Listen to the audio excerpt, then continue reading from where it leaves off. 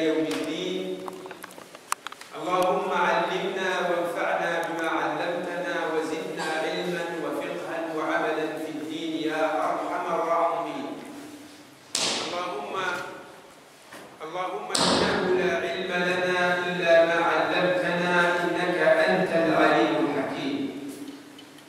يا رب إني أبرأ إليك من حولي وقوتي وعلمي وألجأ إلى حولك وقوتك وعلمك يا ذا القوة المتين. اللهم إنا نسألك الإخلاص في السر والعلن يا رب العالمين. أما بعد أيها الإخوة الأحباب، أيها المؤمنون، يا أولياء الرحمن وأعداء الشيطان، السلام عليكم ورحمة الله وبركاته. وهنيئا لكم بوجودكم في بيت جميل من بيوت الله. هنيئا لكم، وهنيئا لكم مرة ثانية لأنكم اخترتم أن تكونوا من أهل العلم. والله سبحانه وتعالى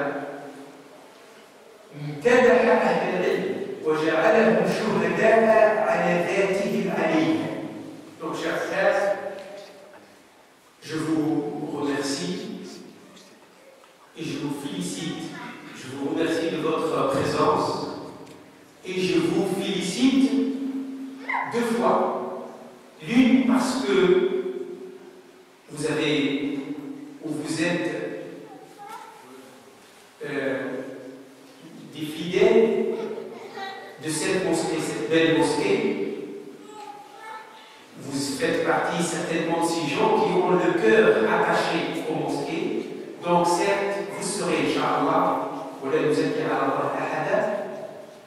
abrités à l'ombre du Seigneur le jour où il n'y aura aucune autre ombre. Et je vous félicite une deuxième fois parce que vous faites partie, avec votre présence dans un cercle scientifique, du jour du savoir. Sachant qu'Allah subhanahu wa ta'ala a fait l'éloge du jour du savoir dans le Coran. Et pas un éloge simple, c'est un éloge très important. Il a dit, comme vous savez tous, Shahid Allah annahu la ilaha illa hu والملائكة وأولو العلم قائما بالقسط. Dieu témoigne qu'il n'y a de divinité en dehors de lui. Les anges témoignent également et les gens du savoir témoignent de l'unicité d'Allah. Vous savez, les gens du savoir sont de deux genres. Il y a les savants qui ont assuré l'assimilation, qui sont en train d'assurer la transmission. C'est inévitable si on veut faire partie de ça, de cela. Et il y a également les chercheurs de savoir. Parce que les gens ils croient que c'est seulement les savants. Non, c'est faux. Pas seulement les savants, mais les chercheurs de savoir, les étudiants, les gens qui sont en quête constante de savoir. Si je parle, les a pris comme témoins sur le monothéisme, sur son unicité. Shahid Allah, Allah est témoigne sur lui-même. Et le témoignage d'Allah est le plus important, bien sûr, il n'est pas comparable aux autres témoignages. Les anges ont témoigné avec la déclaration coranique. Ils témoignent également de l'unicité d'Allah. والملائكة المبعثات يعني والملائكة يشهدون على وحدانية الله. Le troisième c'est Ahl al-Ilm. Qui? Vous, Ahl al-Ilm. Il n'a pas dit ulama, il a dit Ahl al-Ilm, c'est-à-dire les savants et les chercheurs de savoir. Ils sont témoins. Vous imaginez Allah Ta'ala avec toute sa puissance, son omnipotence, sa suprématie, sa grandeur.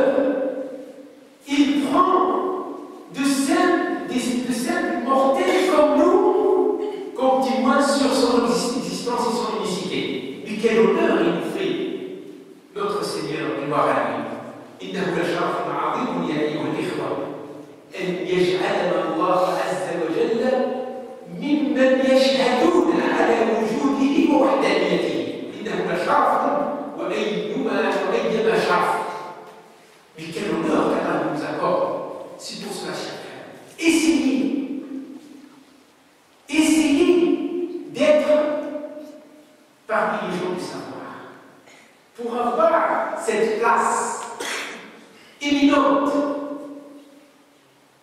réservé à cette catégorie de gens. Parce que tous les gens ne sont pas des gens du savoir, malheureusement.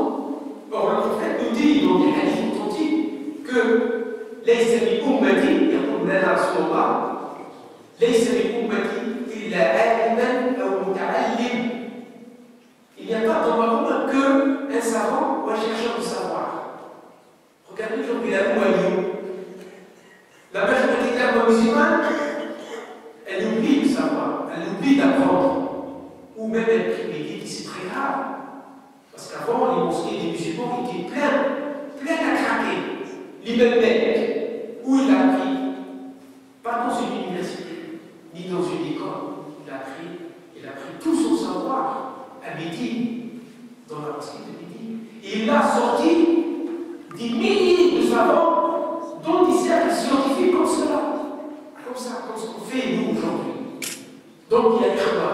Essayez d'être présent lorsque vous entendez, ou lorsque vous avez l'occasion de rencontrer un savant. Moi je parle des grands savants, bien sûr, je ne parle pas de moi-même, parce que je ne suis qu'un simple chercheur de savoir comme vous. Mais essayez d'être présent parce que vous ne croyez pas dans un autre hadith qu'on dit dans le Bukhari, le prophète sallallahu alayhi wa sallam vous dit on ramènera un homme, on ramènera un homme. Regardez cet exemple, inciter les gens à aimer l'ilm et aimer les gens du savoir. On ramènera un homme. On cherchera dans ses registres, que sont en vie. Si on trouve quelque chose de bien, on ne trouvera rien. Et les gens, quand ils cherchent, ils ne trouvent rien. C'est un musulman qui n'a fait rien de bien pour sa vie. Aucun acte de piété. Alors, Allah il leur dit cherchez encore. Ils ont dit Allah, إننا لم نجد في سجلاته إلا أنه كان يحب رجلا من طلاب العلم. Cet homme n'a d'acte de piété, n'a d'œuvre pieuse que le fait qu'il a, à un moment donné dans sa vie sur terre, il a aimé un étudiant, un chercheur de savoir juridique. كان واحد قال هذا هو عمل صالح فقال لهم او فيقول لهم الله عز وجل كما جاء في الحديث اشهدوا يا ملائكتي اني قد غفرت له بحبه لمن يحب العلم والعلماء. Soyez témoins que je lui pardonne ses péchés et je lui accorde le paradis tout simplement parce qu'il a aimé le savoir et les gens du savoir. Il a aimé, il ne fait pas partie, mais il a aimé les gens du savoir. Nous devons, chers frères, aimer le savoir. Et celui qui aime quelque chose, il apprend, il faut être motivé. Vous savez bien que le premier verset qui fut révélé sur le prophète, c'est un verset qui parle du savoir.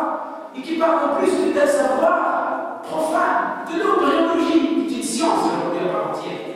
اقرأ باسم ربك الذي خلق الإنسان من علق. اقرأ ربك الأكرم الذي علم بالقلم علم الإنسان ما لم يعلم. Et c'est le premier verset. Lis, apprends. Au nom de ton Seigneur qui a créé l'homme à partir d'une adhérence. C'est l'embryologie là. Une adhérence en plus, le terme il est hautement scientifique. C'est un terme approprié et utilisé par les scientifiques, les médecins, les biologistes. Que l'homme, le fœtus, pendant les premiers, la première étape, il s'accroche et il adhère à la paroi de l'utérus de la femme. Certains ont traduit alaq par sensu. L'essentiel, c'est qu'il y a cette adhérence. Ce sera l'alga, cette sensu, ou ce morceau de chair qui s'accroche à la paroi de l'utérus. C'est un terme scientifique. Moi, quand j'ai parlé avec certains savants, ils m'ont dit non, mais c'est la traduction qui est adaptée. J'ai dit oui, non. La traduction, elle diminue un petit peu l'importance du terme technique scientifique. Mais en arabe, c'est exactement le terme scientifique utilisé par les médecins et les biologistes arabes. C'est incroyable. Et donc, l'importance du savoir est une importance capitale, principale dans la vie du musulman. كن عالما أو متعلما ولا تكن غير ذلك فتهلك. Le prophète nous dit, sois savant ou chercheur de savoir et ne sois pas le troisième qui sera dans un péril grave. Tu seras parmi les perdants. L'autre sourate, la petite sourate que vous connaissez tous, sourate al-Asr. Regardez la il jure aux humains. Vous savez, nous, quand on veut confirmer notre parole, ce que nous voulons dire aux gens, nous jurons, nous disons Wallahi, je crois que je décide à me croire. Et bien, pour nous rassurer, il nous dit, je jure par les temps qui courent que l'homme, avec un grand H, est en perdition, sauf ceux qui ont cru et qui auront accompli des œuvres pieuses, et qui se sont conjoints la vérité et la patience. Je jure par les temps qui courent.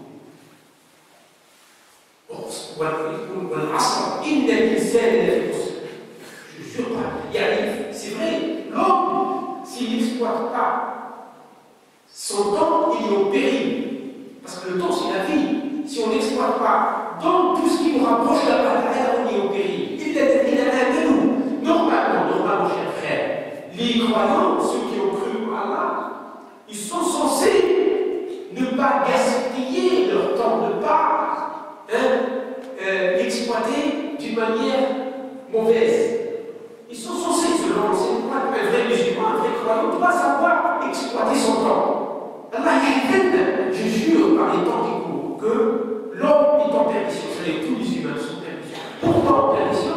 Ils s'attendent parce qu'ils n'exploitent pas convenablement le temps. Ils le laissent filer entre nos mains. Or, chaque jour passé, on s'approche de notre fin, de terme de notre vie. On est très content. On est très content d'accueillir demain. Or, on est en train de perdre les maillons de notre vie. ونحن لا ندري يا أيها الإخوة. يعني الإنسان لما رب العالمين يقول والعصر إن الإنسان في خسر إلا الذين آمنوا، المفروض في الإنسان المؤمن أنه يحسن استعمال الوقت ولا يستغله إلا فيما يعود عليه بالخير في هذه الدنيا ويوم القيامة. حتى في الآية الأخرى الله تعالى يقول وابتغ فيما آتاك الله الدار الآخرة ولا تنسى نصيبك من الدنيا. مش عكس. C'est pas le contraire. Allah a dit cherche. On ce que t'a octroyé, on ce que t'a donné, des richesses, la santé, tout doucement. L'au-delà, le salut de l'au-delà, sans oublier ta part de ce bas. On fait le contraire. On cherche, on se garde à nous a donné le demi-là, et on n'oublie pas notre part de l'au-delà. On a qu'est-ce qu'il y a? On a خطأ في التصرف، حب في التصرف. C'est un comportement qui n'est pas bon. La dit fais de l'akhira, vous savez, dans l'au-delà, votre but. Mais tu peux profiter, bien sûr, de l'akhira dans ce moment. Tu prends ta part, ولا تنسى نصيبك من الدنيا. لا تنسى نصيبك من الدنيا. مش لا تنسى الدنيا. الله تعالى لا تنسى الدنيا. Tu fais de dunya ton but ultime. Et tu mobilises toute ton énergie, ta famille, ta richesse, ton temps et ta vie pour une dunya éphémère qui va passer, partir et tu vas laisser aux héritiers. Et c'est toi le rendre avant devant Allah. Oui, tu dois vivre, tu peux, si tu peux vivre bien convenablement, mais dans ce massif, la naissance de la dunya, fais de l'akhira ton but ultime. C'est ça le plus important. Or, nous, on a qu'est-ce qu'on a? شوف يا سبحان الله من يجرؤ على ان لا يصدق الله؟ من يجرؤ ان لا يصدق الله حتى يقسم الله même comme si on ne croit pas en Allah Ta'ala tellement qu'Allah jure pour nous convaincre. Je jure par les temps qui courent. C'est clair normalement. On n'a pas besoin d'aller jurer. Bien sûr, dans le مسألة الفقهية هناك مسألة فقهية نشير لها استشارة بسيطة هو أن الله من حقه أن يقسم بمخلوقاته ولكن المخلوق ليس من حقه أن يقسم بغير الله. الرسول عليه الصلاة والسلام قال في الحديث الصحيح الذي رواه مسلم إذا أقسمت فبالله أو فلا تقسم. Quand tu jures au nom d'Allah, sinon tu ne jures pas du tout. Allah Ta'ala, il jure par lui-même, par ses qualités, ses adjectifs, ses bons noms, ses attributs de perfection, mais il jure par ses créatures. والشمس وضحاها والقمر إذا تلاها والنهار إذا جلاها والليل إذا يحلف يحلف بروحه يحلف بالبشر. هذا الله يفعل ما يشاء لا يسأل عن ذلك. هذه قد لفتة فقهية فقط. ولذلك لا يجوز لنا أن نقسم به حتى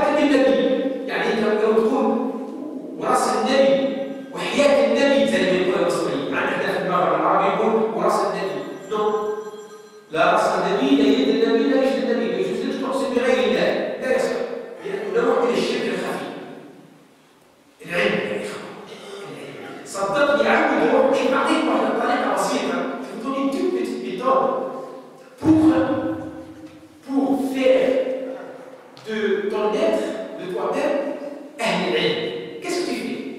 T'as pas le temps d'aller dans les conférences, t'as pas le temps d'aller dans les séminaires. Qu'est-ce que tu fais? Tous les jours, ramène, regarde, un livre de sira, un livre de tafsir, un livre de l'histoire de l'islam, un livre des fondements de droit musulman, etc. Mais ces livres-là, à côté, sur ton chevet, à côté de ta tête. Avant de dormir, hein, qu'est-ce que tu fais? Tu sors un livre, par exemple, Lyon, Het, dimanche, je vais lire un peu sur le ciel du prophète. Avant de dormir, pendant seulement 10 minutes, tu ouvres le livre, tu lis une page, 2 pages. Tu lis bien, tu comprends bien, et tu lis ça. Tu es en train de faire la connaissance de ton prophète, cet homme qui est la cause de ton islam. Cet homme que si ce n'est pas lui, on ne serait pas musulman aujourd'hui, parce qu'on est à l'extrême ouest par rapport aux personnes de l'islam. Ce sont des gens qui se sont sacrifiés pour que nous soyons musulmans aujourd'hui. Ces gens-là ne font pas les oublier, à leur tête le prophète, qui a tout fait pour communiquer l'islam. Tu lis, il y a une salle, une, 2 pages. Tu lis le livre, tu te rappelles bien, tu te rends compte un petit peu comme ça. Tu dors, tu fais c'est un câble là, et tu dors demain. Soit quand tu vas dormir, tu prends un autre livre. Un livre de fiqh. Tu ouvres, tu lis une seule mas'ala. Tu lis une seule question et tu la mémorises bien, tu la comprends bien. Parce qu'une question, elle tient sur 1 ou 2 pages. C'est bien que tu lis bien, tu comprends. Surtout si tu écris l'arabe, sinon il y a des livres en français. Faire un seul d'arabe, il est traduit en français, dans une très belle traduction, dans la maison d'édition à Nour. Et tu lis ça, et tu lis le livre. Après demain, tu prends une autre question, l'histoire de l'islam. Comment on regarde? Combien de jours on a dans l'année? 360 jours, 65 jours. Si tu fais ça constamment, en une année, tu vas mémoriser dans ta tête 367 questions dans les différentes sciences islamiques. T'imagines si tu fais ça sur 10 ans, tu vas devenir un savant. Crois-moi, ça c'est pratique ici par expérience. Tu vas devenir un savant. Parce que tu auras étudié toutes les disciplines. Tu auras mémorisé pas mal de questions. Certes, il y a une partie des questions que tu vas oublier, mais quand même, tu as une idée. C'est mieux que quelqu'un qui a une idée. Et comme ça, tu vas faire l'auto-formation. Tu vas t'auto-former tout seul. Vous comprenez? C'est pour ça qu'il a mis à notre disposition le savoir. Mais nous, on a tendance à oublier, à négliger. Alors, nous, qu'est-ce qu'on fait? Au lieu de faire ça, ça ne coûte rien. Qu'est-ce qu'on passe notre temps devant des feuilletons à la télévision? On regarde des films. À une Canada, il faut que je regarde des films d'horreur. Ah, je regarde Amityville. Les gens à la mosquée viennent me raconter ce que je regarde Amityville, on va dans le trèfle. Ça fait peur. Mais ça ne fait pas peur plus que l'enfer.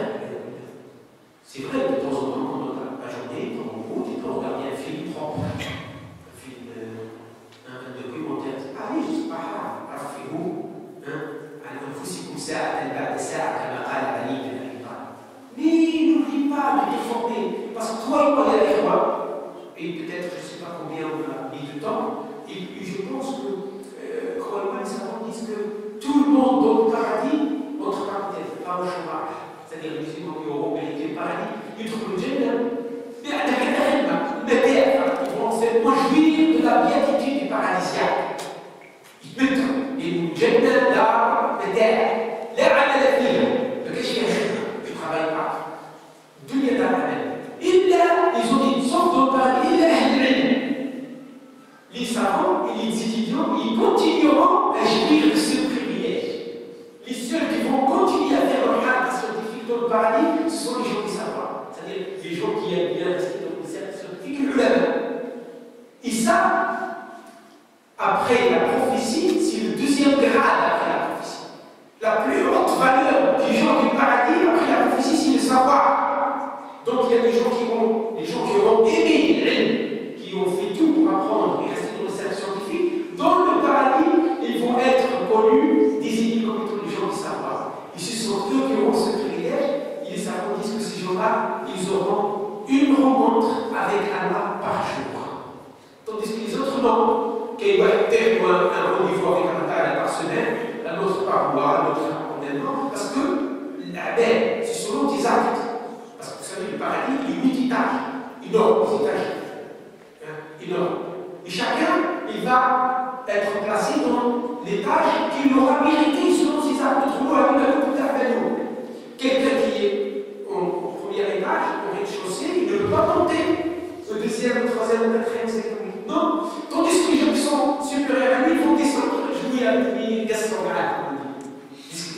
de tout, il ne montre pas. Pourquoi? Parce que sa valeur, elle est là. On ne peut pas dépasser sa valeur. Que ses actes lui ont donné. Tandis que celui qui est en haut, il peut, on vise bien sûr celui qui est en haut, il ne peut pas monter par-dessus. C'est-à-dire au-dessus de lui. Alors, les gens qui savent l'être, c'est très important. Il faut absolument, je vous ai dit, apprendre tous les jours.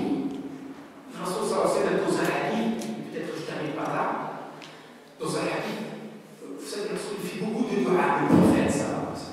Il fait beaucoup de dua, parce que dua, le prophète lui dit, parce qu'il est un homme expérimenté dans l'amour d'Allah. Vous savez que nous, musulmans, Allah est jaloux si on ne l'aime pas. Tu sais, t'aimes ta femme, certainement. La femme aime son époux, certainement. Tu aimes tes enfants, tes parents. Mais tu n'as pas le droit de les aimer plus qu'Allah. Tu n'as pas le droit. Allah Ta'ala nous dit وَالَّذِينَ آمَنُوا أَشَدُّ حُبًّا لِلَّهِ.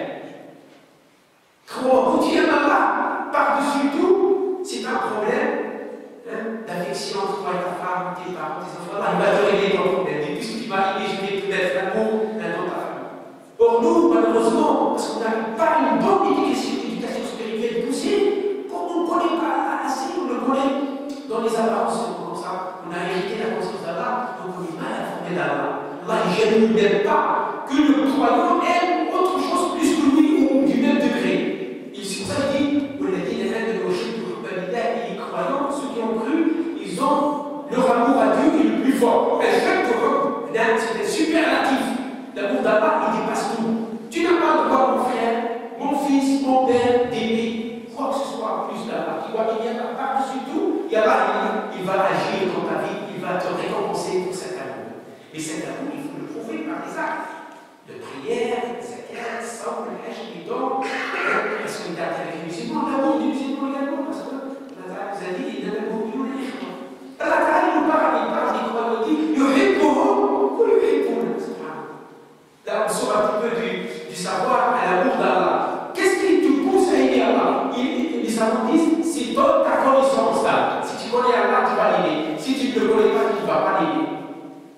Peut-être que tu vas l'adorer par peur, parce que tu as peur de l'enfer. C'est pas bon. Tu n'es pas un parfait musulman, croyant. Le parfait croyant doit aimer Allah, pas seulement par peur, mais par amour. Parce qu'Allah, il mérite d'être aimé. Il mérite, comme il mérite d'être craint, il mérite d'être aimé. Tu penses à lui. Il pensera.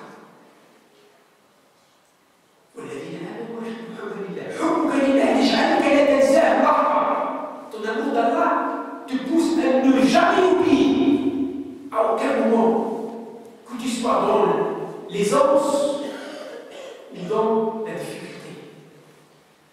C'est pour ça, le boulot, le cheikh, le rabbi spirituel, qu'est-ce qu'ils nous disent? Ils nous disent على الله في الرخاء يعرفك في الشدة. Rapproche-toi d'Allah lorsque tu es en pleine aisance, en plein essor, tranquille. Allah, quand tu as une épreuve, un problème, il va venir vers toi, il va te reconnaître. C'est pour ça en français on dit, Dieu reconnaîtra les siens. Oui, c'est vrai. Aimez Allah, il vous aimera.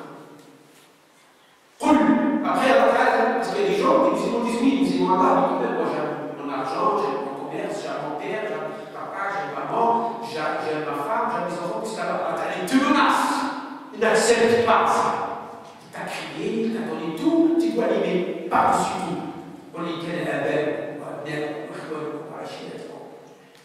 etc. dit أحب إليكم من الله ورسوله وجهاد في سبيله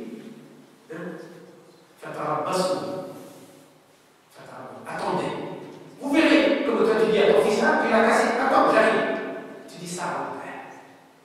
Pour te protéger, pour t'orienter vers lui. Allah nous aime, comme ce qui dit qu'on n'aime pas. Tu dis oui, nous l'aimons pour Dieu, soit dans les cercles scientifiques. Va apprendre sur lui. Parce que tu crois que tu croises les bras, tu connais Allah. Allah va te mettre sa connaissance dans ton cœur. Jamais. العلم بالتعلم قال رسول الله والعلم بالتعلم. L'apprentissage vient, ou la science vient avec l'apprentissage, l'effort.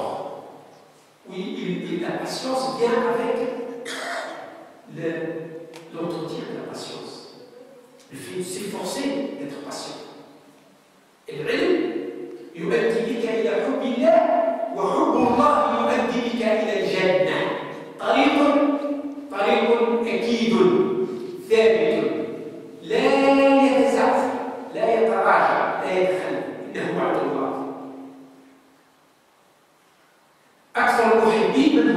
الأنبياء والصديقين والشهداء والصالحين. أكثر المحبين لله هم الأنبياء. الرسول كان عاشقا من عشاق الله. Le prophète n'était pas seulement, il était amoureux d'Allah. حب العبد لربه. C'est pour ça qu'il dit, Allah me dit, je t'ai pardonné tous tes péchés. Pourtant, le prophète n'a jamais fait de péché. Il dit, يغفر الله لك ما تقدم من ذنبك وما تأخر ويتم نعمته عليك ويهديك صراطا مستقيما. طيب هذا المحب ايه يعمل ايه؟ ماذا يفعل؟ قل له تضع على يسعى. Qu'est-ce qu'il fait? يصلي لي. الرسول صلى الله عليه وسلم لم تمضي عليه ليلة واحدة لم يصلي فيها. تقول عائشة كان يصلي الليلة كان يقوم الليل دائما. قلت له يا رسول الله، حديث عن البخاري، قلت له يا رسول الله أما يكفيك أن ربك قد غفر لك ما تقدم من ذنبك وما تأخر وأتم نعمته عليك وهداك صراطا مستقيما. Ne te suffit pas qu'Allah t'a promis le paradis, qu'il t'a tout pardonné. Après, il a regardé avec un grand sourire, comme elle a continué sa raison, parce qu'elle a une méthode magnifique d'éducation des gens. Il me dit, Aïcha, elle était jeune, elle ne réalisait pas la portée de la chose. Elle me dit, Aïcha, أفلا أكون عبدا شكورا. Comment oses-tu me demander ça? Est-ce que tu veux m'empêcher d'être un homme reconnaissant des bienfaits de son Seigneur? Parce qu'il lui dit, non, ça, puisqu'elle a pris le paradis, ne prie pas, c'est bon.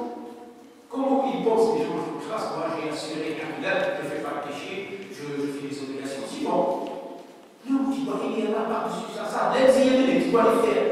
Parce que ça, tu auras, si tu réunis tous tes actes dans ce moment, et tu mesures la valeur de tes yeux, tu ne peux même pas payer elle neuve. Et puis tu dis, c'est bon, je mérite. Attention, si tu penses que tu mérites le paradis, tu n'entreras jamais, tu n'entreras jamais pas. Donc, le Jannati comme يقول شيخنا برحمة الله. Accéder au paradis, c'est avec la miséricorde d'Allah. Tu dis oui, Allah Ta'ala dans le Coran, il a dit ادخلوها بما تعملون. طيب بس مين الذي qui t'a aidé à faire des actes? C'est Allah. خلقكم وما تعملون. يعني ربي خلقك انت والعمل بتاعك. donc تدخل الجنة برحمة الله. إذا دخول الجنة برحمة الله والصعود فيها بالأعمال الصالحة والخروج فيها بالنية الطيبة. لأن أنت كمسلم normalement العدل. C'est que tu as vécu 70 ans, tu as adoré à 70 ans. Eh bien, il a le droit de te mettre au paradis à 70 ans et après il te dit vas-y. Ou les peurs. Non, tu as adoré à seulement 70 ans, il va te donner l'éternité dans le paradis à côté de lui, avec lui. Regarde cette générosité. C'est pour ça que c'est beau. El-Kérim, ici, nommé El-Kérim, le généreux. Vous voyez? Etc. Je ne vais pas vous retenir longtemps parce que vous savez parler d'islam, parce que toute votre vie a parlé d'islam. Je prends la possibilité de poser une question. Ici, 4e question. Inch'Allah, voilà, à vous la parole.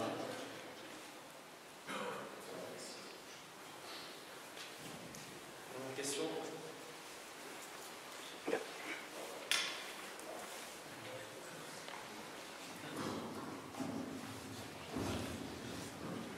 première question, c'est comment s'approcher d'Allah?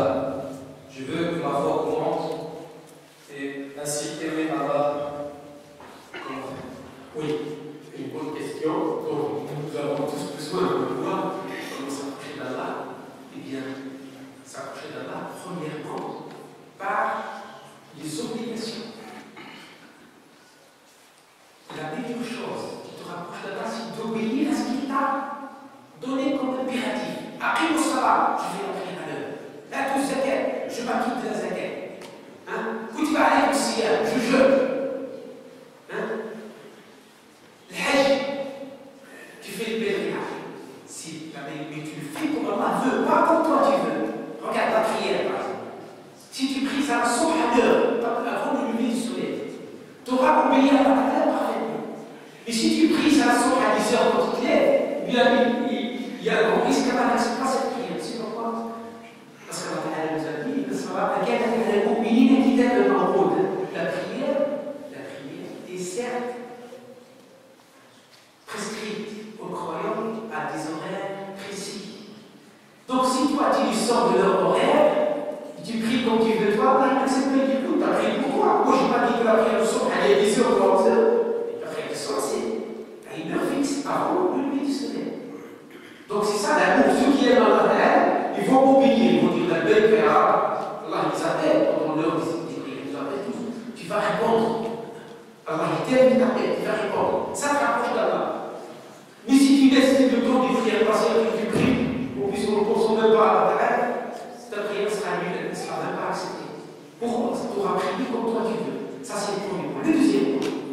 c'est d'insister dans la connaissance d'Allah. C'est-à-dire tu dois apprendre à connaître Allah.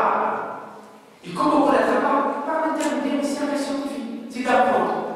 D'apprendre, parce que la connaissance d'Allah, c'est une discipline. معرفة الله هي علم وعمل. لكنه عمل لا تستطيع أن تعمله إلا إذا علمت. Donc tu dois apprendre à ne connaître par ses attributs, par ses qualités, et ainsi tu vas te rapprocher d'Allah en accomplissant des obligations. L'existence et le dua, ça, ce que je viens de dire, ça s'appelle taqwa. Et surtout l'abandon de ses péchés. Ça ne fait jamais les péchés. Pourquoi? Parce qu'Allah il dit ittaqullah wa yu'allimukum. Crains Allah et Allah t'apprendra des choses que tu devais apprendre. Donc,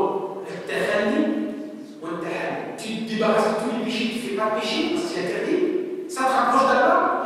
Tu fais des obligations, ça t'avance encore vers Allah. Tu aimes Allah, en apprenant sur lui, à le connaître, ça te rapproche encore plus.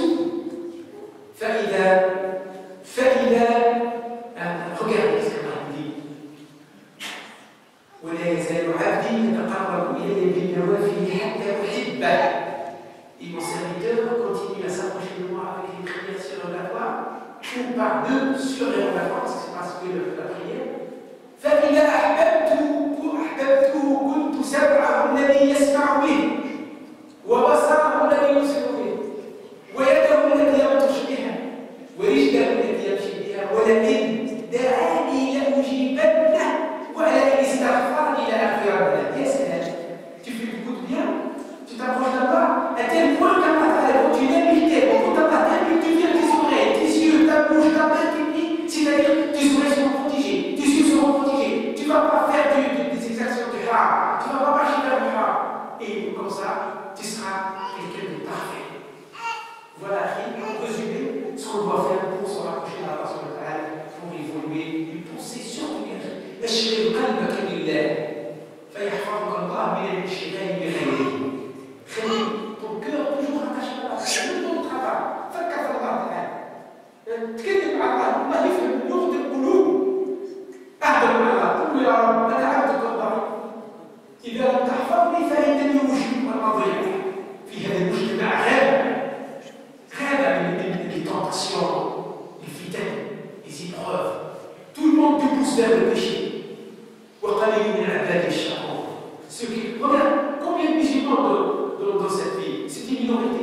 Combien de personnes? Regarde les gens qui sont restés dans les essais par rapport aux autres. Vous êtes une minorité. Rares sont les vrais serviteurs qui sont reconnaissants. Mais c'est ça. Même les musulmans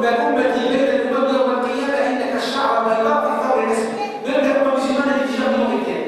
On est 1,6 milliard, il y a 6 milliards aujourd'hui sur la planète. Ils sont tous périphériques. Sauf ces 1,6 milliard. On est minoritaires. Ils vivent en condition, chacun n'a pas mis les croyants, ils sont même minoritaires. Voilà, en gros, il y a beaucoup d'autres choses. Il y a des livres spécifiques pour ça. Par exemple, je vous conseille de lire le magnifique livre de Ibn Abbas al-Sakandari.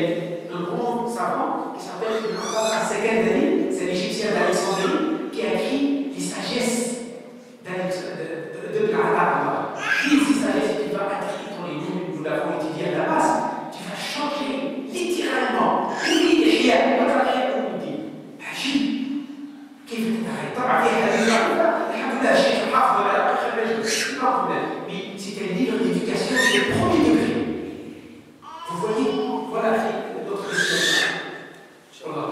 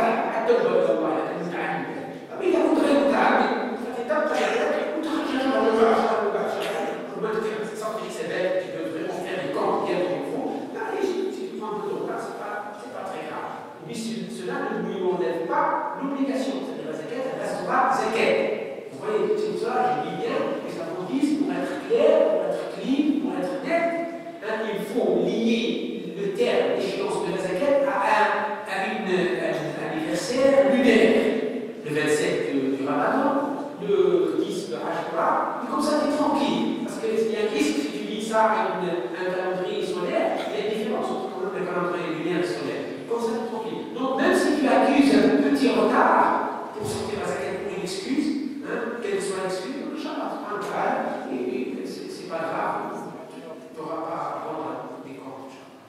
Voilà. Question suivante. Le frère dit, je rencontre des difficultés dans mon travail. Je me sens obligé de cacher ma religion. Je suis obligé de serrer les mains aux femmes, inviter au d'accord, etc. Demande d'explication. Comment شوف يا احباب الاخوه ديننا يسر وليس عسر يا سلام لو ان المسلمين فهموا هذا الدين ما كان الانسان فكر في الحرج. Notre religion est basée sur la facilité, sur l'aisance. Pourquoi? Parce que l'islam est une religion réaliste. Elle regarde les gens là où ils sont, dans leurs circonstances, dans la difficulté de leur vie, parce qu'on est des humains, mais on n'est pas parfait. Alors, cet homme qui est au travail, quand la patronne passe, elle serre la main de l'équipe, il est obligé de tendre sa main, de lui serrer la main.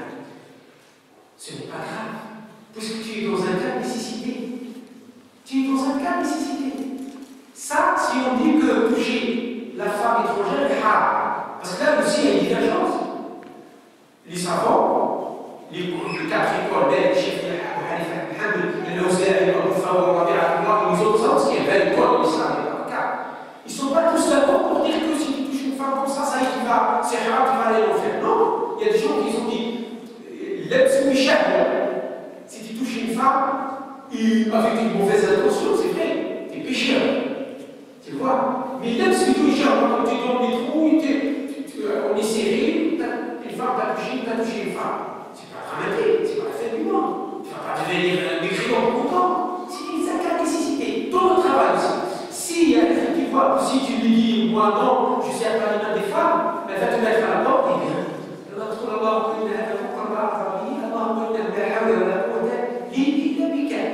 Où tu gardes ton travail? Parce qu'on ne va pas quand même tous abandonner notre travail, que ce soit à l'université, à l'usine et tout, et devenir une communauté de chômeurs. Il faut qu'on travaille pour vivre quand même. Et donc, à la taille, pardon, même si tu le fais par préméditation. Ça s'appelle l'adab. Mais il n'y a pas de punition là-dessus. C'est pas disciplin ça. Et c'est pour l'adab, il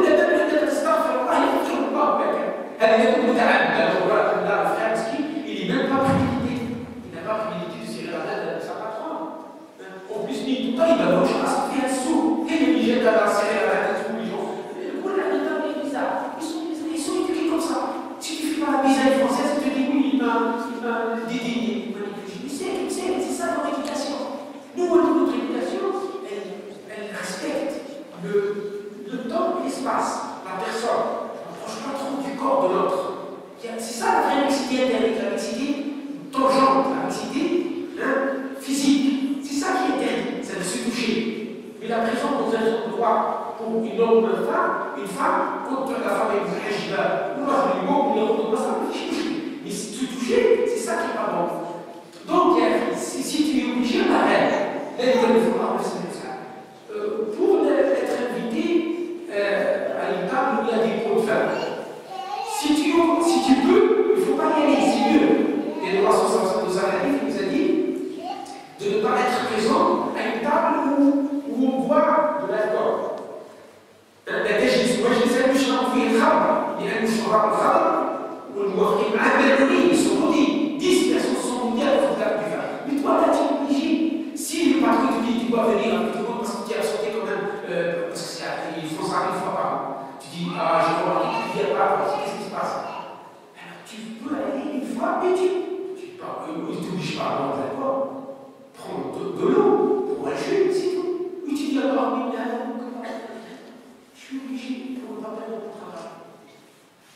parle, il y a des gens qui font du fait que disent oui, tu as faute d'homme, mon frère, le travail. Mais Inch'Allah, quel rêve de la vie. Tu lui dis rien. Non, c'est haram, à quel point. Autant que la même guerre, tu veux parce qu'elle est dans l'islam. Tu crois que rester chanteur, elle est dans l'islam. C'est faux. Le travail est une obligation dans l'islam. C'est comme la prière. C'est vrai que tu cherches un travail, elle est. Mais si elle n'a pas de rêve, Allah subhanahu wa ta'ala fait parler pour وقل اعملوا فسيرى الله عملكم ورسوله والمؤمنون. إذا العلماء قالوا مش العمل معناه ما قالش صبروا فسيرى الله صبركم. قولوا اعملوا. إذا العمل يا إخوة العمل هو فرض في الإسلام. لابد أن تعمل يعني تعيش بالك وزوجك وأهلك ووالديك. Pas rester, on ne veut pas accueillir tous ces gens-là parce que, soi-disant, on ne veut pas serrer la main, on ne veut pas rester avec des gens qui boivent d'accord. Non, il faut être intelligent, il faut être à la hauteur de notre message. Et souvent, quand je connais des gens, souvent, ils ont ramené 6 gens-là qui ont bu avec eux sur la table, ils sont restés là, ils sont allés là, à force de lui parler d'islam, ils sont rentrés dans l'islam. Il y en a plein. Nous, dans la mosquée, là, on a une mosquée, il y a 6 ans, 6 mois seulement. On a 65 conversions à l'islam. Par le contraire comme ça. Parce que Mohamed, il connaît Georges, et Ali, il connaît Patrick, ils sympathisent ensemble. Après, il dit, c'est bizarre, on est dans la même situation, je suis plutôt triste, j'ai du problème, et toi, t'as rien, t'es comme moi, tu es tombé, comme disent les jeunes, et tu es heureux, tu es content. En plus, la maman du quartier nous ramène chaque soir avec une assiette de couscous. Qu'est-ce qui se passe? Il dit, oui, notre religion, c'est comme ça, c'est la générosité, c'est le partage. Tu dis, c'est bizarre, ça existe une religion comme ça? Il dit, oui, c'est l'islam. Moi aussi, je vais te donner un contrôle. Je veux acquérir ce que tu vas promoter. Il nous ramène à la mosquée, mon mari. J'ai laissé la parole de 65 attestations d'islam. 10 jeunes comme ça. Il y a même des gens qui sont entrepreneurs, des gens machin. Donc, c'est ça, la chose. Donc, la vie, quand on est dans la difficulté, quand il est dans un cas de nécessité, il part dans les tonnerres. La question suivante, elle vient de la penseur, c'est concernant l'éducation des enfants. Si les enfants aujourd'hui ne nous écoutent pas, comment leur faire aimer la religion en sachant que la société aujourd'hui est détruite? Absolument. Oui, c'est un problème. Attention, c'est pas qu'aujourd'hui. Je peux te donner des exemples. Des enfants rebelles, dans l'automne du prophète, ça va pas. Donc, c'est le problème de l'éducation de l'enfant. Vous savez, l'enfant, dès sa naissance jusqu'à sa vieillesse, il passe par des étapes. Il y a certaines étapes qui sont mouvementées. La pré et l'adolescence. La pré et l'adolescence et l'adolescence. Vous connaissez ça dans les études psychologiques. L'islam a parlé de ça déjà. Vous avez un livre magnifique, Parmi de l'islam, d'un grand écrivain musulman. Il parle de ces choses-là. Il faut savoir seulement entretenir ses enfants. Il faut les accompagner. Il ne faut pas leur imposer une autorité quelconque. Surtout dans une société ouverte comme ça là, ça ne marche pas. Si tu violentes un peu ta fille ou ton fils, il va à la police, ils vont te ramener en prison. Ou au moins, donc il faut être intelligent. Il faut les prendre comme des amis, les enfants. Il faut les pousser vraiment à vous aimer. Comment la malle fait avec nous? Il nous pousse à l'aimer. Et donc, quand on vient dans la table, quand on fait une bêtise, on dit, ah, j'ai fait une bêtise, c'est ça, pardonne-moi. Si on trouve là-bas. Tes enfants, si tu imites Allah dans l'éducation des croyants, tu imites Allah, tu dis tes enfants, comme Allah, elle éduque les croyants, tu vas réussir. Allah va le dire, elle va dire, pour vous, c'est quoi? L'éducation des enfants, elle doit marcher avec l'éducation de l'être. Parce que nous aussi, nous avons besoin d'éducation. Donc, savoir communiquer avec les enfants, c'est une forme d'éducation.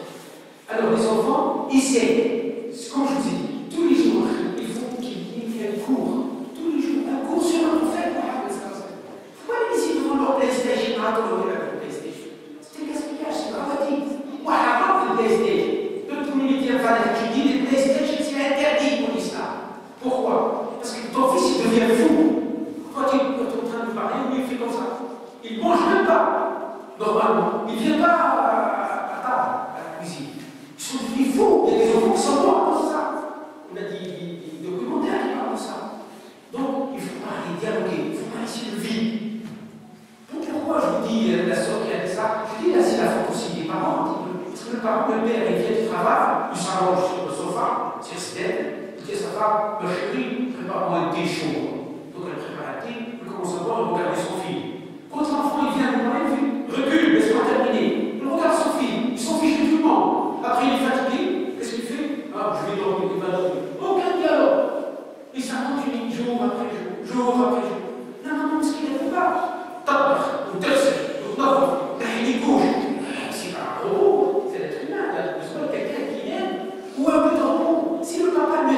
n'aime pas sa femme, celle qui a 4, 5, 6 gosses, vous croyez que c'est facile? C'est pas facile. Donc l'éducation, c'est l'échec total. Si on échoue l'éducation des enfants à la maison, c'est l'échec scolaire. Ils ne vont pas réussir à l'échec à l'école. Wallah, ils ont les deux cas.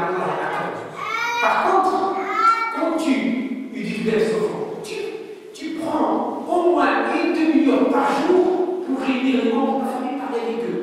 Qu'est-ce que tu es une discussion ordinaire? Comme ça, tu établis des relations, tu casses, parce que la technologie moderne, a cassé des liens. Regarde, 5 enfants, 5 membres d'une seule famille, chacun a son iPhone. Ils sont là, ils sont là même pas. Ils sont branchés d'ailleurs. Ils communiquent même pas. Et c'est grave. Parce que quand on a un objet qu'on maîtrise bien, qui obéit aux droits des ailes, quand tu parles avec un humain, l'humain il est rebelle, ça nature. Naturellement, il est rebelle. Et la maman demande quelque chose à son fils.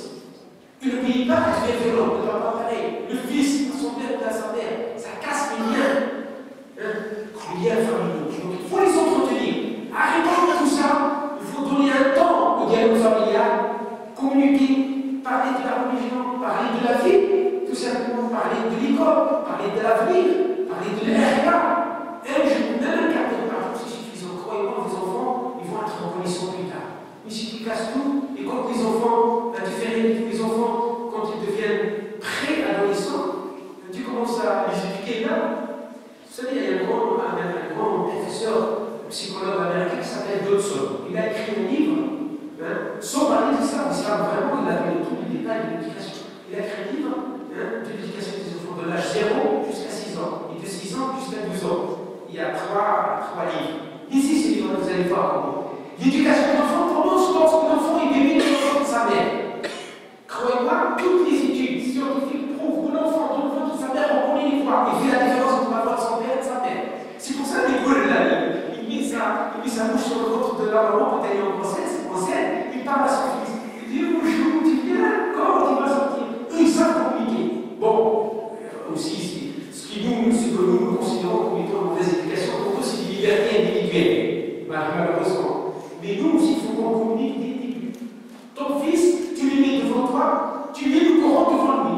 Crois-moi, quand il grandit, quand il va essayer de lui apprendre le Coran, il va apprendre facilement, plus facilement. C'est prouvé scientifiquement. C'est la méthode, c'est quoi la méthode d'apprentissage des bébés. Vous savez, à l'Américain, pour enseigner l'anglais aux gens, il a inventé une méthode qui s'appelle la méthode d'apprentissage des bébés. Un bébé, pendant 6 mois, 1 an, il écoute. Il écoute, les gens parlent, etc.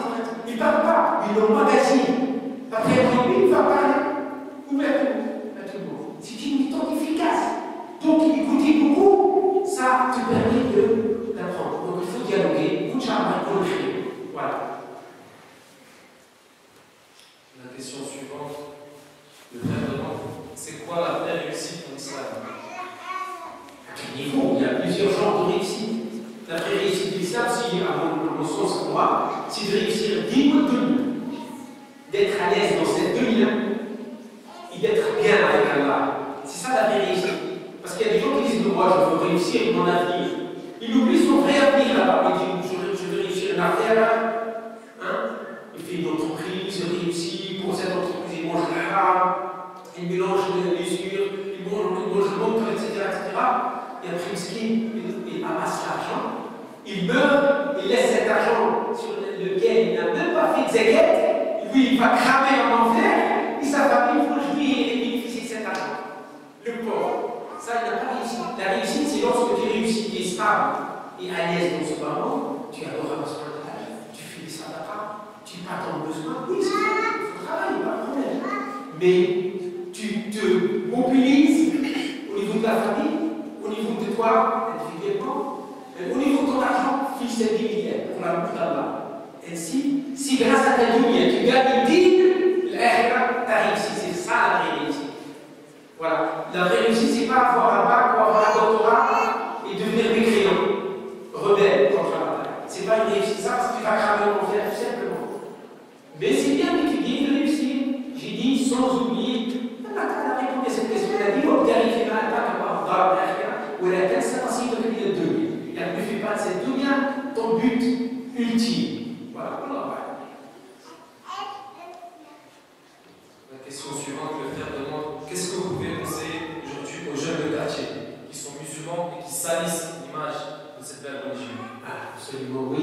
problèmes auxquels on est tous confrontés. Le musulman, normalement, finalement, qui véhicule un message et qui a une mission à accomplir. Le musulman, il a l'islam comme message, comme mode de vie.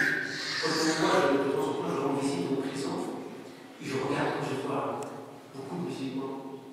Beaucoup de musulmans, je ne dis pas seulement arabes, musulmans, ça me fait pleurer.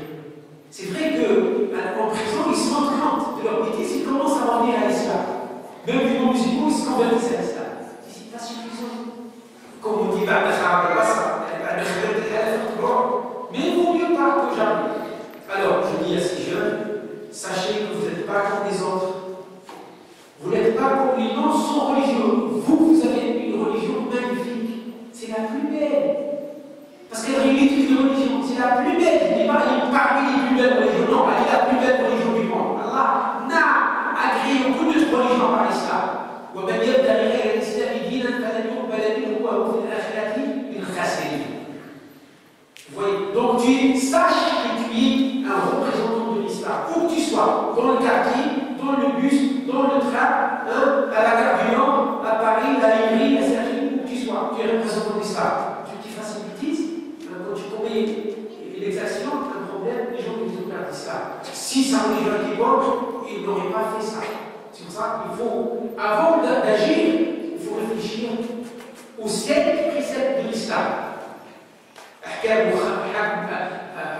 أحكام يعني الشرع 5 ذراع 5 هي الحلال والحرام والمكروه والمستحب والمندوب. Regarde ça, si ça tombe, où ça tombe dans ces 7 principes. Est-ce que c'est haram? Il ne faut pas le faire. Si halal, fais-le. Si makruh, fais attention, parce que le makruh, parfois, même si on t'autorise à faire, si tu le fais, ça porte préjudice, c'est interdit. Moubah, fais-le, pas de problème. Etc. Il faut faire attention. Le musulman, avant d'agir, il pense à la bataille. Est-ce qu'il va plaire à la bataille ou non? C'est pour ça que je dis à ces jeunes-là, il faut se rendre compte de votre valeur. Et votre valeur, vous pouvez la rouvrir lorsque vous revenez à l'islam. Parce que l'islam, il vous responsabilise.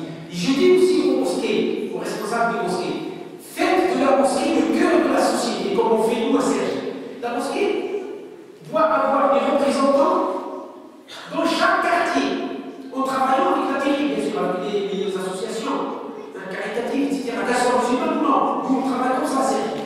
On a des 2-3 dans chaque quartier. Chaud soit-il, les quartiers défavorisés, c'est pas grave, c'est là où il faut travailler. Comme ça, on les invite pendant les grandes fêtes, on invite ces jeunes-là qui sont dans la drogue, dans la délinquance, on les invite, ils sont gentils, croyez-moi, mais ils sont tombés comme nous. Ils ne connaissent pas, ils ne se rendent pas compte de la gravité de leur comportement. Il faut les inviter dans nos grandes occasions, la grande fête, la fête majeure, la fête mineure. Les inviter spécialement dans la salle de conférence, parce que là, vous avez ici un centre socioculturel magnifique. Vous voyez, moi si j'avais ça, j'aurais fait des miracles. C'est extraordinaire. Vous voyez, en plus, si les Français ils voient ça, ils vont tous les jours vous rendre visite. C'est magnifique ça. C'est les arabesques, la citation islamique. Parce qu'ils aiment bien le mot qui se dit. Allah, Jamil, le Jamel. Par-exemple, il y a la volée. Hadith al-Muslim. Donc, il faut avoir des représentants dans les quartiers et inviter les gens à venir. Avant, il y avait Jamaat al-Tabir que j'aime beaucoup. Les frères de Tabir. Qu'est-ce qu'ils font? Ils invitent les gens, ils ramènent des quartiers dans les mosquées et nous, on leur enseigne l'islam. C'est magnifique, on sort toujours au moins 10% sensibles. Aujourd'hui, les Jamaat al-Tabir, il n'y en a plus, je ne sais pas, ils sont disparus, ils sont partout. Il n'y en a plus de toute façon. Avant, il y avait dans tous les quartiers. Et crois-moi, cette génération est très importante. Malgré les fautes, chez tout le monde, parce que دعوة عندك des fautes, Sophie عندك des fautes, les frères musulmans عندك des fautes, Selfie عندك des fautes, le musulman عندك des fautes, tout le monde. On est des images normales. Mais il faut qu'on conjugue, il faut travailler. Des gens qui vont dans les quartiers religieux, pourquoi pas leur envoyer où on voit parfois, moi-même, je vais dans les quartiers, dans la maison de quartier, je fais des conférences sur l'islam, sur le judaïsme, je suis spécialiste également du judaïsme et du christianisme, je leur explique comment ces 3 religions, ils veulent le bien-être des 3 croyants.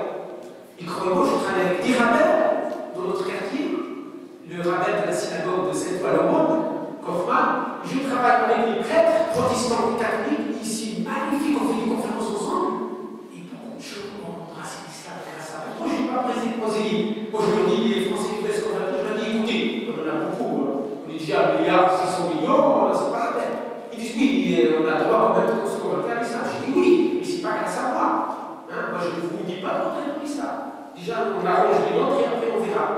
suis quand même les pâtissiers, moi, je deviens musulman, je dis chez nous, il n'y a pas de pâté. Tu rentres dans ça, tu dis Ashhadu an la ilaha illallah wa ashhadu anna Muhammadan rasulullah, tu es musulman. Tu dis si toi, tu ne payes rien, je dis tu ne payes rien.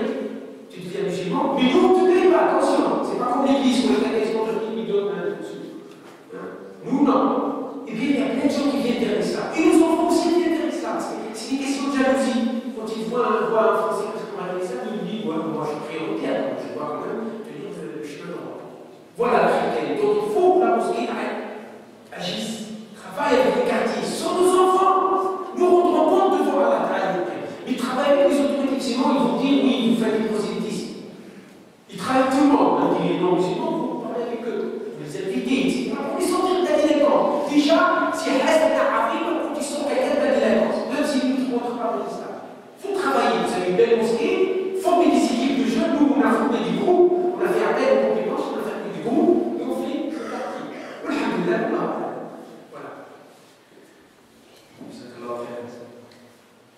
La sœur demande, je fais beaucoup d'adoration, alhamdulillah, mais il m'arrive souvent de tomber dans l'ostentation. Je dis toujours ce petit souci. Comment être sûr d'être sincère envers Allah subhanahu wa ta'ala? Oui, parce que la question, c'est pas de faire beaucoup d'adoration. Parfois, tu en fais peu, du coup, si c'est zéro, ça vaut le poids de notre âme. Donc, c'est pas faire beaucoup et justement risquer cette ostentation, surtout si on est devant les gens. Faites attention. Allah Azza wa Jalla yarana fi kulli makan. Là où on est, Allah nous voit. Il nous observe. Allahu ma'i, Allahu shahidi, Allahu nadiri, comme a dit Sayyid. N'est-ce pas? Allahu ma'i, Allahu shahidi. Donc, je vois une histoire magnifique sur cet homme. Eh bien, non, tu adores à ton aise. Rasul sallallahu dit Inna hada ad-dina shadid fa'awrid fihi bi rifq. Cette religion difficile, on très doucement. وما شاد احد هذا الدين الا غلبه. Et chaque fois que quelqu'un veut forcer ses talents, soit disant pour dire bon musulman, on est journée, eh bien, il tombe, il se casse. Parce que ça n'accepte pas, si j'ose dire, les coups de foudre. Hein? Tu tombes amoureux de l'islam, tu veux devenir un wali de journée. Non, il faut évoluer doucement. Regardez l'histoire de l'islam. Donc, tu pratiques doucement avec sincérité. Si tu vois que tu risques, c'est-à-dire que tu pries. Quand est-ce qu'on sait qu'on fait de l'ostentation hier? C'est quand, regardez bien, un point simple, pour savoir que tu fais rien ou non. Si, regardez bien, si le niveau de ton adoration d'Allah devant les gens, tu le gardes, il est le même quand tu es tout seul, ça veut dire que tu ne fais pas de rien. Mais si tu continues avec le groupe, tu pries bien, machallah, franchement, quand tu es à la maison, tu ne pries même pas la prière à l'heure, ça veut dire que tu es à ton lèvre, tu fais rien. Allah Ta'ala l'air, il a ça. C'est ça. Parce qu'il y a des gens qui pensent pas avec les gens. En fait, ils ne pensent pas à Allah, ils pensent aux gens. Ils disent, il faut que je presse un bon musulman. Ou ils sont en train de compter les gens qui sont en train de voir. C'est grave, ça. C'est rien, c'est pas une prière comme ça. Mais si toi, tu viens là, parce que tu pries, tu passes, des lèvres, tu passes, chez vous, c'est pour ça que le Ramadan parle de l'enfant, mais la niette et l'iyamou. Si tu te surveilles pour ne pas être très bon dans cette situation, c'est rien aussi. Non. Prie, ne sachez pas, tu vois, que chacun dans les bars, dans les boîtes de nuit, dans la rue, non, il est là, il vient nous pour nous sortir de l'islam. Parce qu'à l'Angleterre, ça, ils sont assez sans soldats. Et ça, ils font ce qu'ils leur demandent. Et nous, même dans la prière, il nous a dit, moi, s'il vient des mots comme ça, comme il a dit, comment il touche les cœurs, hein, le monsieur se traite. Il a dit, moi, c'est ce qui sont dans le désert. Mais quoi, il a pas mis, il a dit, je suis un bon musulman, il a fait un de attention. Et tu es en train de faire rien. Arrête de prier, s'il te plaît. Toi, tu dis, c'est vrai, je fais rien. Arrête. Tu as oublié ou je sais pas? Non, tu pries, tu dois faire un peu, tu pries. Et Allah, subhanahu wa ta'ala, il va te récompenser. C'est ça. Donc, se comporter normalement. Oubliez les gens. Pensez à Allah, subhanahu wa ta'ala. C'est pour ça que le prophète nous dit, un terme d'Allah, l'ihsan, le bel agir, la perfection des actes. Il dit أن تعبد الله كأنك تراه. طيب فإن لم تكن تراه فإنه si tu n'as pas la capacité de voir avec ton cœur, sache qu'Allah te voit.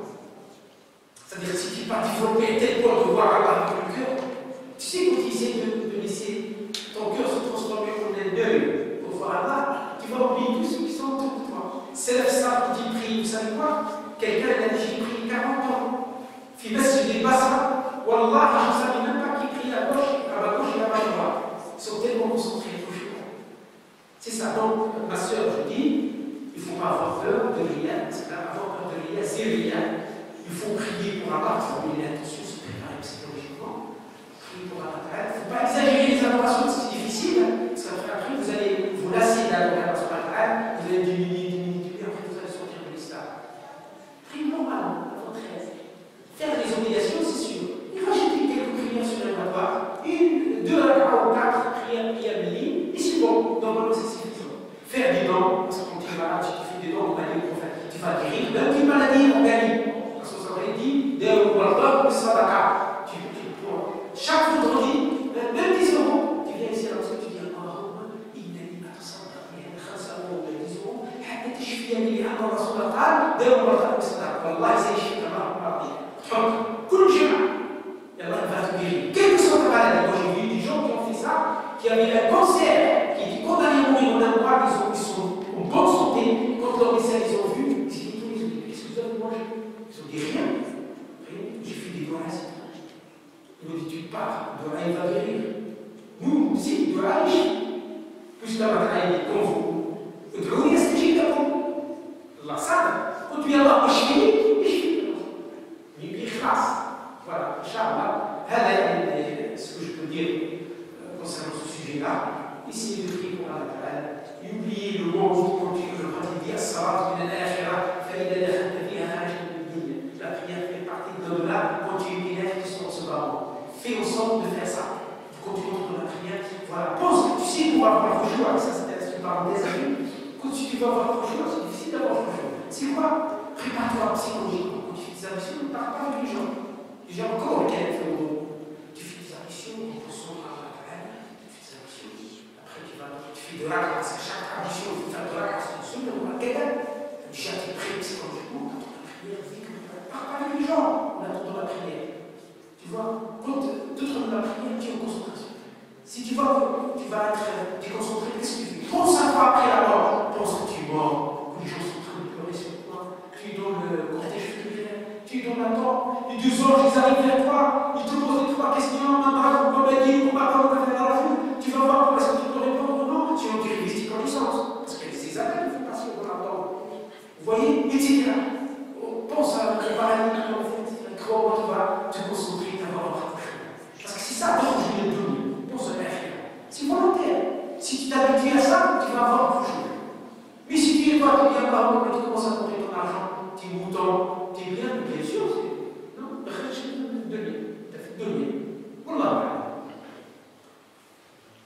Comment faire pour apprendre le Coran? Quelle est la meilleure solution?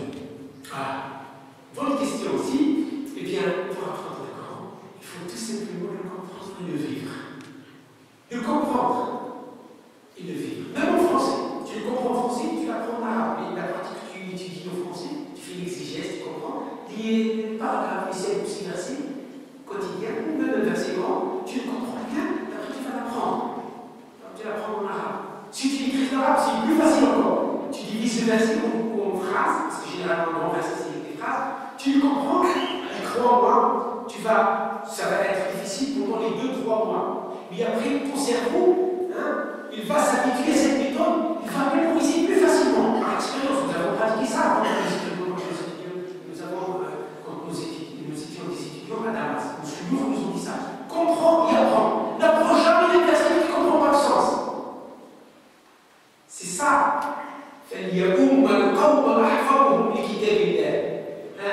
Il dirige la prière.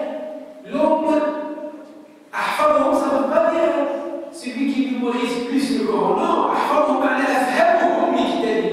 quand tu comprends, tu apprends. Donc il faut, le verset que tu vas apprendre, il faut comprendre, tu vas voir, c'est très facile. Et c'est pas grave si tous les jours tu apprends un seul verset, c'est pas grave. Une année passe, tu auras appris 365 versets. C'est beaucoup déjà. 2 ans, tu auras appris le double. 3 ans, le triple. Et comme ça, avant 10 ans, tu vas tous les musulmans vont mémoriser le Coran. Parce qu'on a tous une capacité intellectuelle quand même qui nous permet d'apprendre. Et plus tu forces à apprendre, plus ton cerveau crée ce qu'on appelle des connexions neuronales. Il y a des neurones, il y a des connexions. C'est ça qui augmente l'intelligence.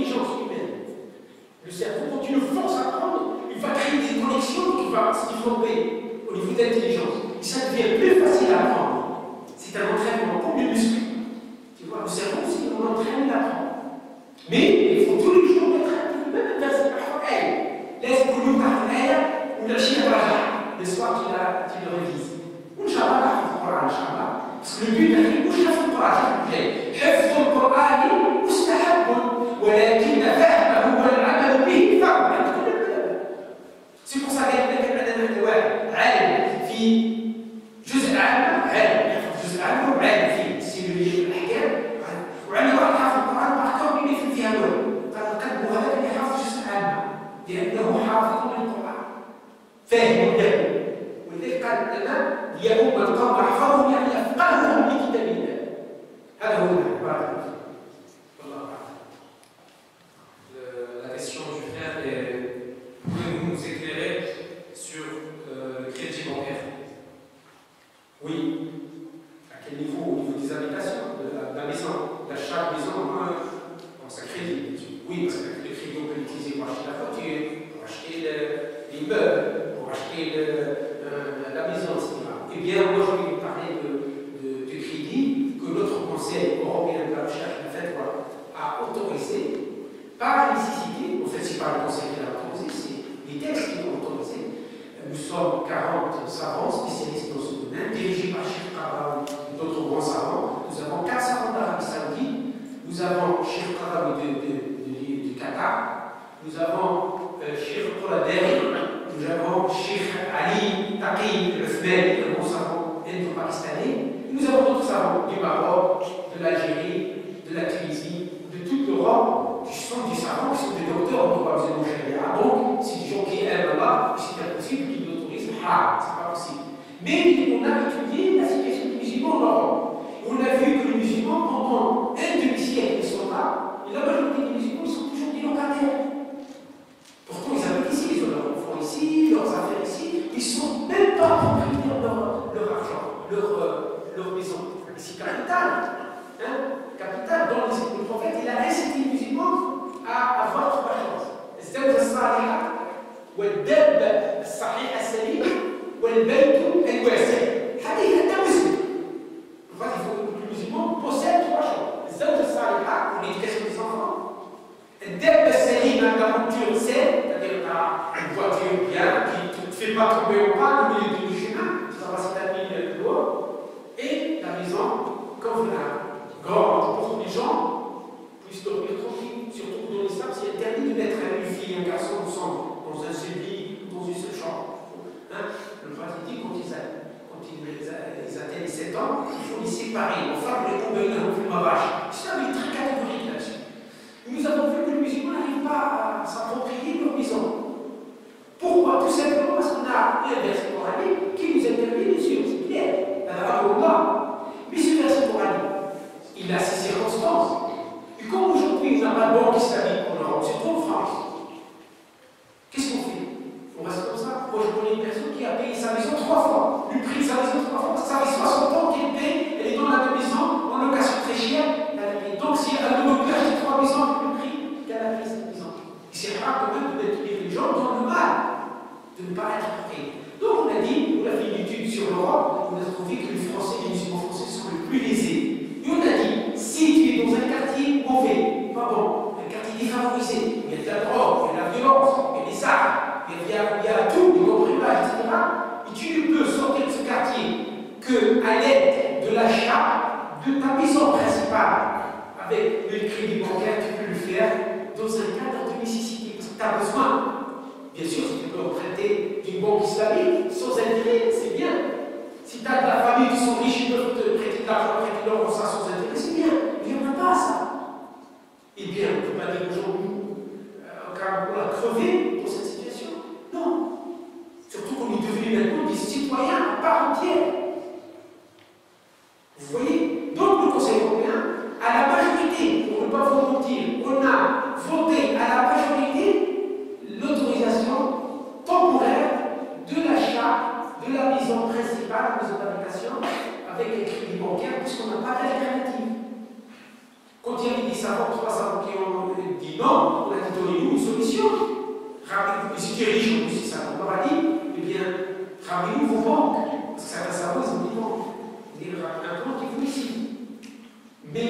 pas aussi le problème des banquiers musulmans, c'est le problème de la législation française. Elle n'est pas souple, elle interdit les transactions financières islamiques. Le banquier musulman. Quand j'ai écrit un petit livre comme ça, j'ai intitulé les principes du banquier musulman moderne, qui pour montrer que lorsqu'on crée une banque islamique en Europe, comment faire les transactions qu'on peut faire ici, qui sont faciles à faire sans se heurter à la. Mais bon, ils nous ont pas autorisé. Donc il y a écrit العلماء أجازوا شراء البيت الأصلي بالقرض البنكي. Mais il faut, avec des conditions, il faut aussi négocier le taux d'intérêt. Il ne faut pas qu'il soit évolutif, il faut qu'il soit fixe et très minime. Deuxièmement, il faut chercher, si tu trouves une alternative, si tu ne trouves pas, c'est d'accord. Troisièmement, il faut qu'il soit dans un cas de nécessité. Un bon, tu ne peux pas rester dans un quartier où on tire. Hein? Ça tire partout. Où il y a de la drogue, où il y a des violences, où il y a des agressions. Hein? Parce que si jamais moi, en tant que moufti, je dis non, tu restes dans ce quartier, c'est pas grave. Il y a des jours à tout des enfants, il est abattu par un voyou, par un délinquant, eh bien j'irai pas comment faire à ta place. Parce que je t'ai empêché d'utiliser ce qu'on appelle roche dit. Le Coran Kérim, le Khazir là, mais il nous a dit غير متجانف في الإثم فمن اضطر غير باغ ولا عاد فإثم عليه. Celui qui est dans un cas de nécessité. Les savants donnent un exemple, ils disent si ton ennemi te ramène dans un misère, il ne te donne rien du tout, il te met du vin et du porc, la viande du porc et du vin, il t'attache, tu dis mange ou tu meurs. Tous les savants ont dit qu'il est obligé de manger, parce que là je l'ai dit, celui qui est obligé sans dépassement et sans transgression. ولا عادل معناه معتدي على الشرع. لا tu dans un cas si tu manges le porc, tu ne peux pas mourir.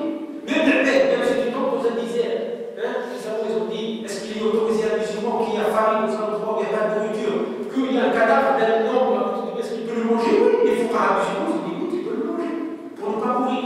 Ah ouais, elle nous frappe de la verre, de la race. C'est vrai, c'est du cannibalisme, mais il y a des textes qui nous ont trouvé ça. Alhamdulillah, ça c'est rare, ça.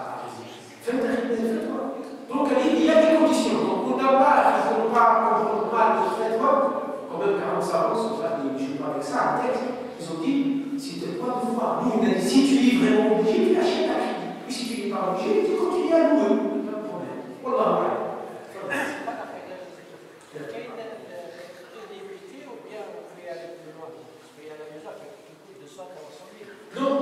Non, tu vas essayer de diminuer le haram au maximum. C'est vraiment très minimum. Tu diminues. La somme, il faut qu'elle soit minime. Mais tu achètes une maison quand même convenable. Aujourd'hui, si tu as 12 gosses, tu es 9-2. Comme c'est affichable. C'est grave. Et vous ne pouvez pas je des matins. Donc, si vous êtes 6 par exemple, oui, achète un 7, un 6. Chacun sa chambre. Dans les salles, c'est comme ça. Tu vois? Il faut essayer de. Mais il ne faut pas, par exemple, tu as besoin d'emprunter 200 000 euros, peut-être tu empruntes 500 000 euros. Non, sans besoin. Au lieu d'acheter, vous êtes 6, vous avez besoin d'un F6, par contre, tu vas acheter un château. Non, ça devient de l'abus. Il faut user, mais pas l'abuser. Comment? Ah non. Parce que la dette qui est interdite, c'est la dette immédiate, c'est la dette où le créancier te dit écoute, donne-moi mon argent maintenant, c'est le temps du hajj. Les savants ils ont dit est-ce que tu dois le rendre pour son argent? Parce que les finances arrivent, ou tu dois le hajj? Ils ont dit non, il faut le rendre pour son argent. T'imagines si tu vas au hajj, tu meurs, c'est grave. Mais la dette maintenant elle est échelonnée. Tu as fait une dette à la banque, il y a une échelonnée sur 5 ans. Tu vas attendre 5 ans, tu il voulait que la dette aujourd'hui, ce n'est pas vraiment une dette, c'est une transaction commerciale. Donc, même si tu as une dette qui va se finir après 10 ans ou 10 ans d'un temps, tu vas faire quelque chose, tu vas faire 7 ans, tu vas faire des dons, ou une quantité, etc. Et celui ne va pas faire des dettes, c'est vieux. Mais si tu es endetté, ça n'empêche pas d'accomplir une obligation. Parce que la dette, j'ai dit, elle n'est pas immédiate, elle est échelonnée selon le temps. Donc, tu vas faire des obligations comme ça. Oui? On va voir. Je veux travailler, mais ce système à part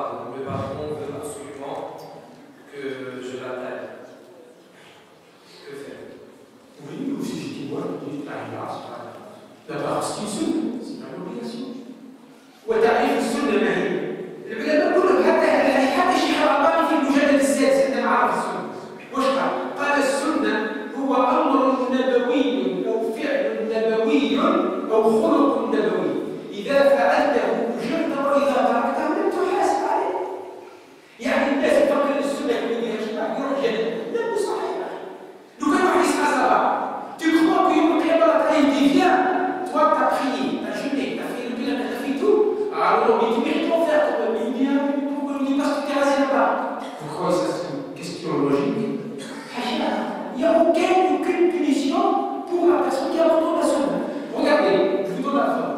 Un bédouin, il fait des fois un prophète, il lui a dit à son père, quelles sont les obligations en islam? Il lui a dit تشهد أن لا إله إلا الله وتقيم الصلاة وتؤتي الزكاة وتصوم رمضان وتحج البيت. قال له إذا لم أزد على ذلك قال لا حرج عليه. قال والله سأصلي الفرض وأحج الفرض وأزكي الفرض والله لن أزيد على ذلك. أدخل الجنة؟ قال نعم تدخل الجنة. قال مشى البدوي في البخاري الحديث il est parti والرسول قال الصبي له من أهل الجنة وصدق. يا أخي تقول لي حد لا يروح جهنم ويخرج حتى عالم العلماء. Donc يا أخي pour le travail c'est une raison de plus tu dois tailler ta عبد الله بن عمر بن الخطاب كان الصحابة يسموه متشدد. Il était parmi les gens fanatiques de la sunna du prophète. Il marche quand il marche comme ça dans le chemin, il fait un tour. Parfois, les sahaba ils comme ça, il fait un tour. Il lui rejoint là-bas, il lui dit qu'est-ce qui se passe? Pourquoi tu as fait ce tour-là? Il a dit parce qu'un jour j'étais avec le prophète et je l'ai vu marcher par là, je voulais marcher sur cette trace. L'amour de la loi, l'amour du prophète. Et lui, il a dit ça. C'est dans le Coran. Parce qu'il devient mauvais musulman tout le temps. Pourquoi on est superficiel comme ça? Il faut être un menteur. Tu sais que travailler pour nourrir ta famille, c'est une obligation. C'est une obligation, avec des textes. Mais là-bas, c'est une sunna. C'est vrai, c'est bien de laisser ça, que c'est ça va. Mais les conditions que ça ne te pose pas de problème. Vous comprenez? Donc tu t'arrêtes là-bas, après tu travailles pour nourrir ta famille. Sinon, si ta famille, elle tombe dans la faim, dans le besoin, elle risque de plus obéir à toi. Elle risque de te tester ta religion. Parce que les gens t'arrêtent, les gens t'arrêtent, sauf que c'est la chaîne de créer, les gens qui ne sont pas sur terre, je ne sais pas où. Voilà, voilà. De nos jours, il y a beaucoup de haine dans les familles. Comment mettre la mahabba, l'amour, entre les frères et les sœurs? Oui, c'est l'éducation et le dialogue. Moi je dis, peut-être pas de haine, mais de divergence, de disputes, de désaccords. Il faut dialoguer, il faut toujours dialoguer. Il ne faut pas faire du favoritisme par les parents, il faut traiter tout le monde pareil. Il faut essayer de dialoguer avec les enfants, il faut que les enfants dialoguent avec eux, entre eux. Croyez-moi, vous savez pourquoi on se dispute trop dans les familles? Parce qu'on n'a pas l'amour d'Allah. Parce que notre amour d'Allah est très faible. Parce que si on aime Allah, si tout le monde aime Allah, il y aura un axe qui nous réunit tous, c'est l'amour d'Allah. Notre projet de vie, c'est d'aimer Allah. Après, Allah va nous distribuer cet amour, il va le mettre dans nos cœurs, on va s'aimer. Vous voyez? Parce que quand tu crains Allah, Allah il va mettre l'amour, ton amour dans les cœurs des gens. Si les parents craignent Allah, Allah, il va mettre leur amour dans le cœur, les cœurs de leurs enfants. Wallah, c'est par expérience. أحب الله وادعو لمن تحب سيجيبك الله. حب رب العالمين, aime Allah, fais une prière pour ceux que tu aimes, tes enfants, tes proches, etc.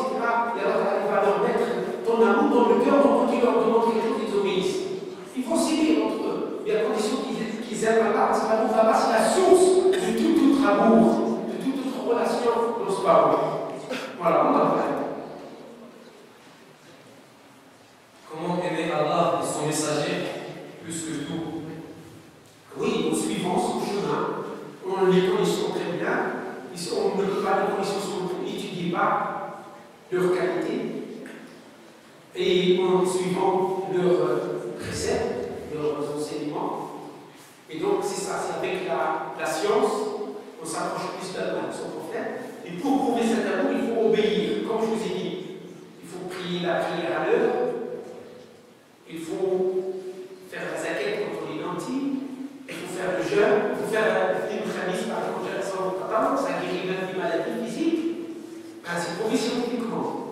essayer de faire en plus de lundi, jeudi, ça devient une habitude, ça devient efficace. Priez, je lis aussi le 13, 14, 15 de chaque mois lunaire, vous avez tout le calendrier maintenant, et il y a le brief que m'a conseillé donc, si tu pries, si tu jeûnes par mois 3 jours, plus le lundi, jeudi, et donc oui, 17, ça fait que tu vas faire 12 jours par mois, tu tomberas jamais malade. Vous voyez, c'est magnifique ça. Donc c'est ça, obéir, pratiquer au maximum, bien sûr, pratication d'aise, il ne faut pas exagérer pour ne pas se lasser d'arranger. Voilà. La sœur demande, elle dit elle veut se marier, mais le souci c'est les parents car le problème de nationalisme. Ah oui, ça c'est grave. Le mari qu'elle choisit, il est bien musulman. Oui, on a ce problème-là aussi dans mon dossier. J'ai lancé un projet, j'ai dit c'est le plus gros projet de la Comba musulmane, c'est de marier les musulmans et les musulmans. Moi, chaque fois que je vais dans une mosquée, je dis écoutez, avant quoi que ce soit, il faut marier nos enfants. Nous avons tous des filles et des garçons. Pourquoi on ne les marie pas? On dialogue pas avec eux. Nous, pas seulement on ne les marie pas, on les néglige, on les empêche de se marier. Et si cette fille, ce garçon, vont être négligés, voilà, ici, nous, les parents qui sont grands, que l'on rencontre devant Allah. Il faut dépasser les nationalismes, chers frères. Notre nationalité, nous, musulmans, c'est l'islam. Notre appartenance, c'est vrai, c'est l'islam. Arrêtons à dire marocains, algériens, tunisiens, africains, arabes, kabyles, chéouis, je ne sais pas quoi. C'est dramatique. Et le prophète a dit à ses compagnons, abandonnez ces comportements de la jahiliya, anti-islamique, de l'ignorance, cette ségrégation, ce racisme. Non, donc maintenant, parce que regardez, obéis au prophète qui verra comment la traite est facile. Il a dit,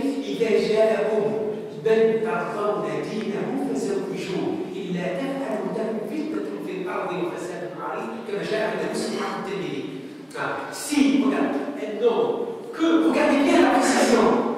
Il n'a pas dit un homme religieux ou un homme télé. Non, un homme dit. Tu as le droit de choisir le papa. Mais tu n'as pas le droit d'obstruer le droit de choix de ta fille ou ton fils. Il te dit, si quelqu'un vient vers vous, que vous agréez sa religiosité, parce que parfois il y a des religieux, franchement, qui font peur. Parfois il y a vraiment du fanatisme. Donc, que vous agréez sa religiosité, elle est dans le juste milieu. Elle est douce. Elle est délicate, elle est sèche. Tu le maries, il dit, c'est un jour. Ah, elle a dit, c'est un jour. Il n'a pas dit, si un Algérien vous vient marier ou un Marocain vous vient marier ou un Tunisien. Non, ça c'est la Génie. Comment ça? Il faut obliger son futur, on est un seul peuple. Par exemple, les peuples du Maghreb, nous savons bien que nous sommes un seul peuple. Nous avons les mêmes tribus, les mêmes ethnies. Donc il ne faut pas faire la ségrégation. Surtout ici, on n'a plus que jamais besoin d'être unis. Nous sommes tous frères et sœurs. C'est pour cela que quelqu'un d'une autre nationalité, ou que toi tu l'examines, c'est bien, tu as le droit de regard. Tu l'examines, si tu vois que sa religiosité, elle va avec les principes de la famille, de l'islam, du juste milieu, si tu vois que oui, ça peut parfois une religiosité être en préjudice, tu as le droit là de négocier, de dire voilà, les conséquences, voilà, les inconvénients, les avantages, etc. Mais arrêtons de suivre le nationalisme et de la ségrégation à partir de cela. Voilà, on va voir.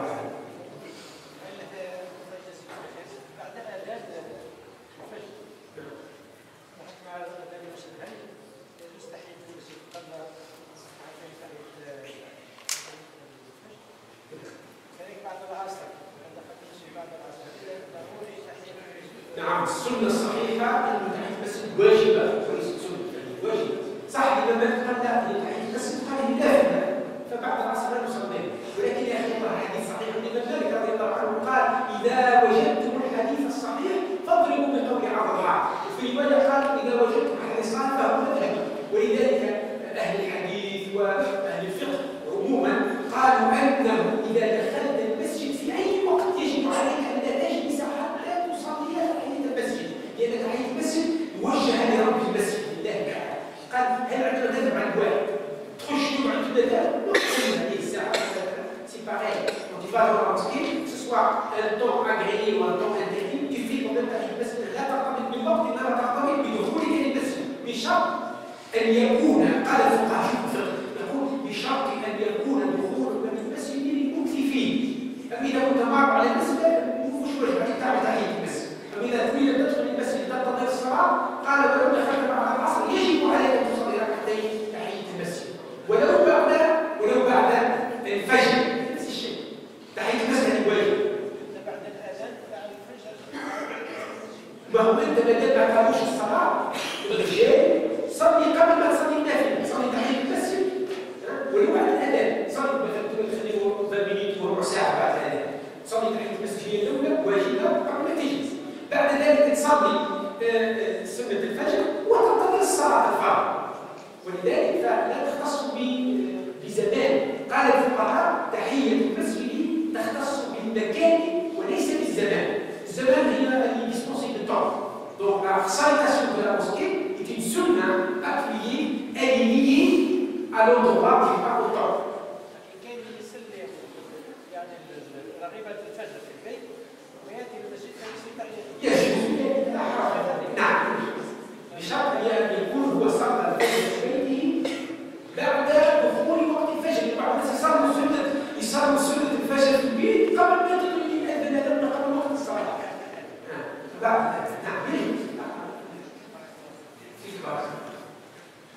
Nous arrivons à terme, c'est l'heure de Salat al-Maghrib. Nous remercions le chef et le mufti et Inch'Allah